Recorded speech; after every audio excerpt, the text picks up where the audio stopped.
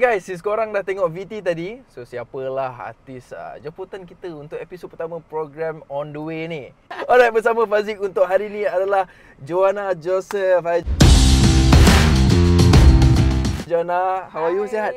Sihat. Back then, zaman sekolah, you used to be bullied. Yes, I was Betul bullied. tak? You kena bully. And then itu pun daripada your school, which is from your schoolmates.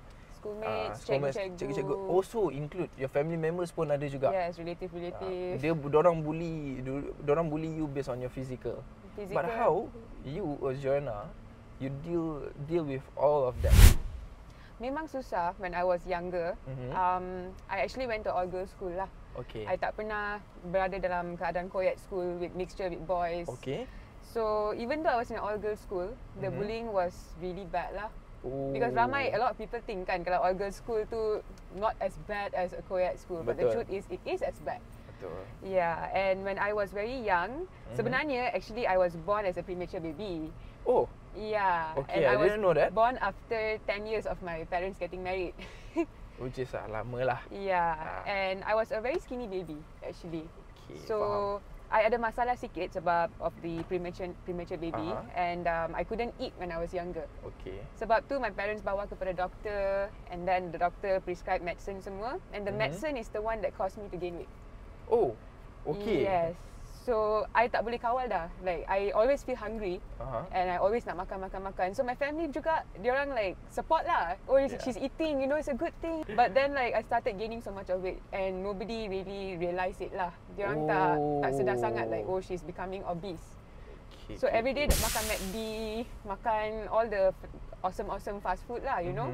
And that was when I started gaining weight. So masa I about 7 years old, I dah 60 kg. So I was considered way above my BMI lah masa tu juga. And when I entered my school, I actually didn't know how to speak any other language besides English. Okay, so ada communication barrier dekat sana. And for that I got bullied too. So it started from there, and then a lot of kids in the school used to bully me, panggil I nama-nama like haiwan, binatang and all that, lembu. And I always feel like why am I being called like this kan? Like why am I being called a cow ke, a pig ke? Oh my god. But later on when I went to secondary school, masa itulah I realised what actual bullying was.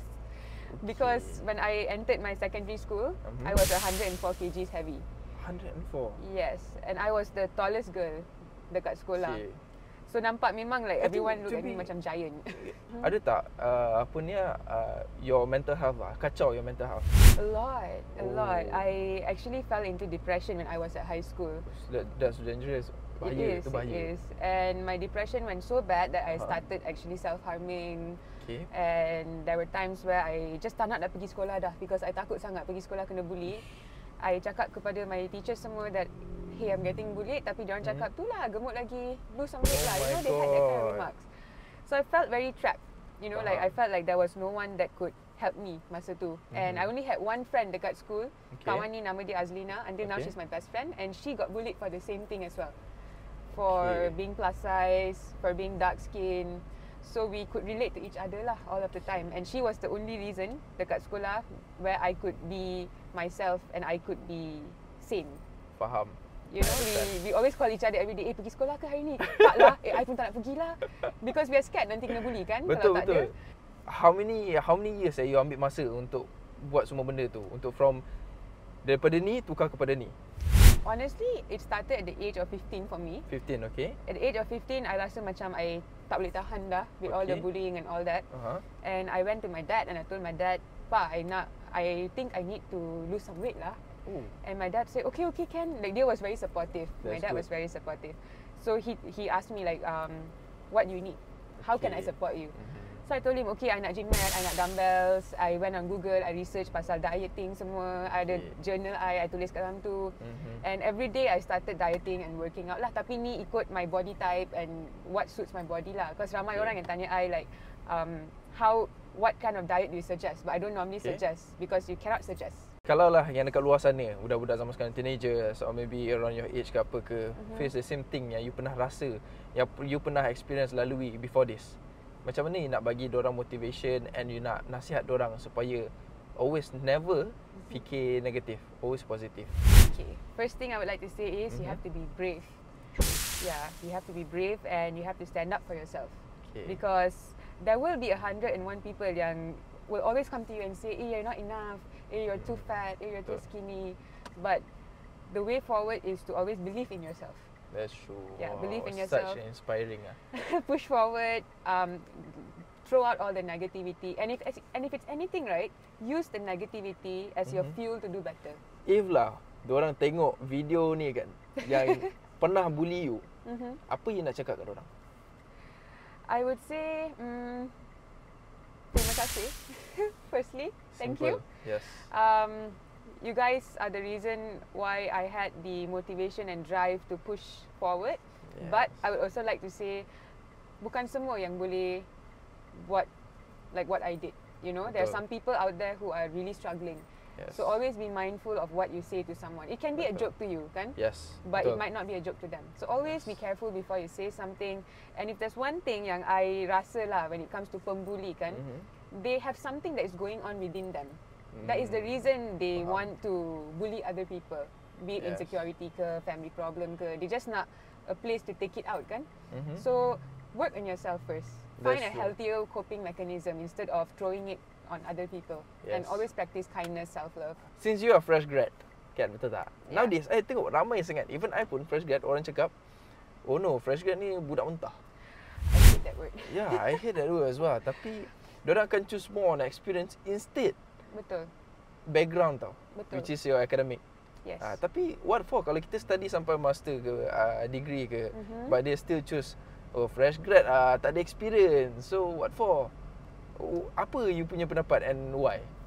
Okay, my pendapat is I feel that a lot of people look at young people as young people. They think that young people have no experience, kan? And this is the first time they're coming out after university, after graduating. Betul. So people are worried that they might not be able to perform well. Yes. But when you ask me, I feel that all of us, me, you, and other people out there, kan, we all are in a course that we like, we enjoy doing. At least most of us lah.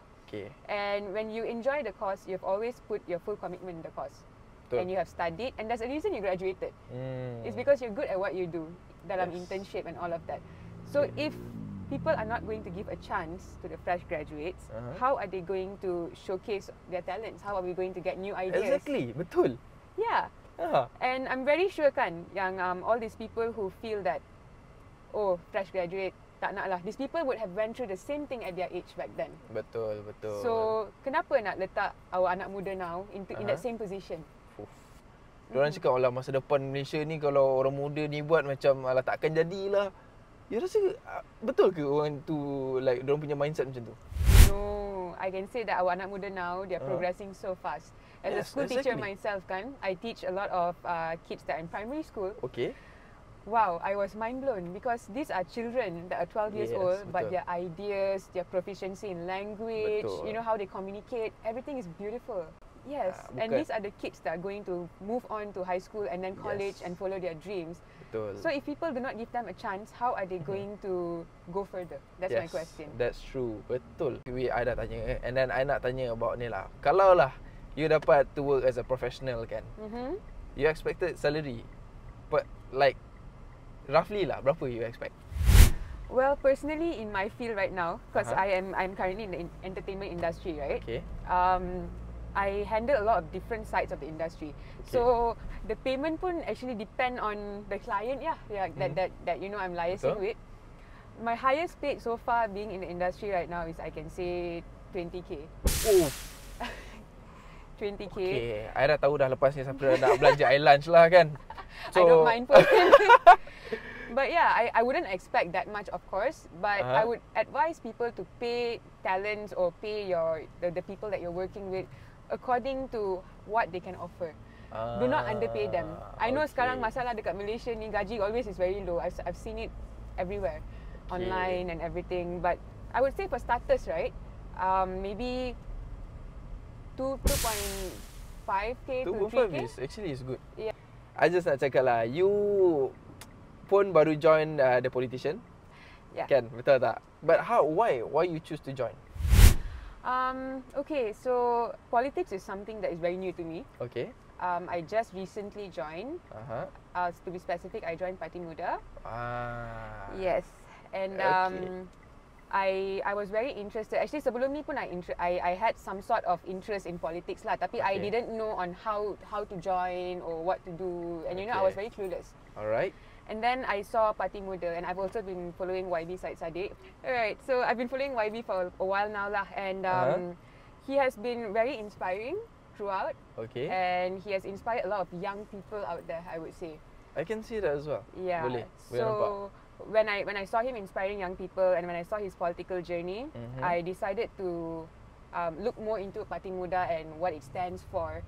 Okay. So I memang like the ideology of Muda. It also stands together with what I want for Malaysia too. That's good. That's good. And we are a small party. We are just starting up, yes, but I believe that in the future we will definitely make great moves lah. Itulah I nak cakap. You rasa nowadays anak-anak muda sekarang ni patut tak join politics? Of course, it's so important. Okay. It's super important. Sebab our youths nowadays are the ones that are going to lead the country in the future. Okay. So they should know what's happening in the country. They should have the right to speak about politics. They should have the right to choose. They should have the right to vote and become more politically inclined lah. Betul. So it's a must, 100%. And we also want new young faces in the political scene, kan? Not only faces, idea. Betul. And one thing that I really like about Parti Muda is they encourage a lot of women to join politics. Alright, so I just nak tanya lah, since you pun baru like what, 25 right? 25, yeah. Okay. You join politics ni, ada tak ada pros and cons? Definitely I would say there is. Okay. Like when it comes to me personally, because I'm in the entertainment industry, a lot of people, they tend to be afraid when you're too involved in politics. I'm not being biased just because I am in Parti Muda or anything, but knowing YB Said as a person, being around him, watching what he does, and also being a friend to him, I would say that I would really like to see him as our Prime Minister in the future because he has his heart in the right place. Yes. Yeah. Okay. It's good lah. Then also I nak tanya lah, kalau you had a chance, one day you become a Prime Minister, what is the first thing that yang you nak ubahkan dekat Malaysia ni? Wow. Okay. I actually have a lot of things in mind. Okay. But as a teacher, as an educator, I would want every child to be educated in the country. That's one thing. Besides that, I think that we need to be fair when it comes to the political scene, and we need to be very transparent. Yes. So of course transparency comes first in everything lah. Betul. Say that. Okay guys, itu saja daripada saya dan Joanna untuk temu bual pada hari ini, episod pertama program On The Way. Jumpa korang di episod yang kedua. See ya. Bye. Bye. Bye.